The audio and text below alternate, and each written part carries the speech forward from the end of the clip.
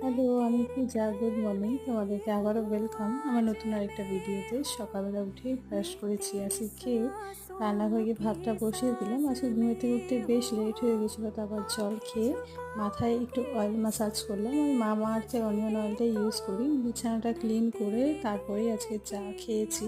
গাছ থেকে বেশ কিছু জবা পাতা তুলে মিক্সিতে ব্লেন্ড করে ওটা মাথায় অ্যাপ্লাই করলাম।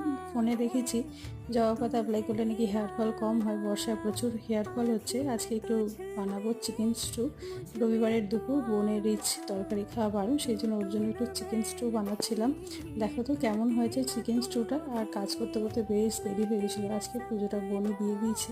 আমি স্নান করে এসে তারপরে যে স্কিন কেয়ার করবো, প্লাম্পের টোনারটা আর মামাআর্থের রাইস ময়শ্চারাইজার দিয়ে স্কিন কেয়ার করে সিঁদুর পরে আজকে লাঞ্চ করব।